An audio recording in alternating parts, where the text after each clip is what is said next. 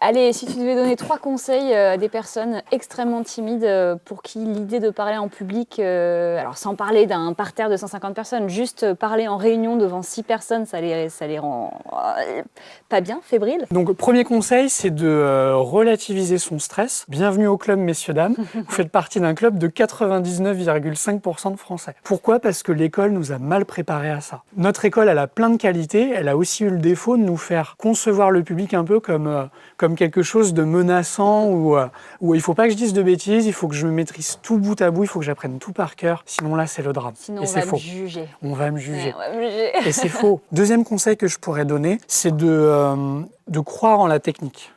Notre culture s'est beaucoup méfiée de la technique, pour des raisons historiques et culturelles. Le Moyen-Âge, c'est l'Église qui gouverne. On voit les comédiens d'un très mauvais œil. C'est vulgaire et les comédiens sont rangés au même rang que les prostituées. Autrement dit, tous les gens qui apparaissent en public, et on tient ça de Rome, l'époque romaine, c'est des gens vulgaires. C'est des gens à oublier dans la société, à cacher. Autrement dit, quand moi j'accompagne des dirigeants d'entreprise qui doivent mettre un petit peu d'émotion dans leur discours, c'est un sujet qui est très difficile pour eux. Et ils ont tendance à voir la technique rhétorique, technique d'éloquence, comme quelque chose d'un peu fallacieux, d'un peu théâtral. Ouais. Et donc il y a un vrai travail d'acceptation de la technique.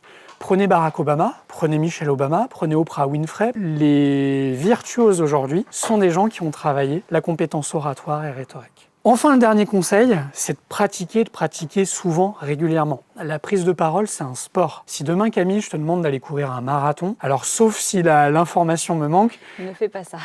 voilà, ça risque de piquer un peu si tu commences direct par un 28-35 km pour te préparer au 42.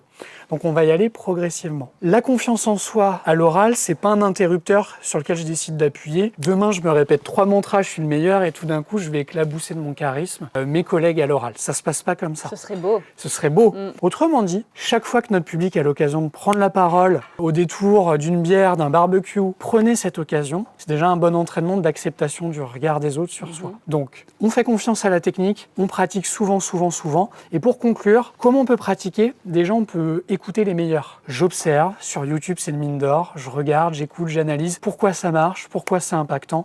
Je décortique. Ensuite, je peux facilement me filmer. Je prends mon petit téléphone, je le mets sur la bibliothèque et je m'entraîne à parler dans l'ancrage de la caméra. Okay. Et j'essaie d'improviser sur un thème, par exemple les oiseaux, la voiture. Et le lendemain matin, je regarde pas ça dans les 2 heures, sinon je vais beaucoup me juger. Le lendemain matin, je regarde ça au calme, la tête fraîche et reposée, et je vois ce qui fonctionne un peu moins.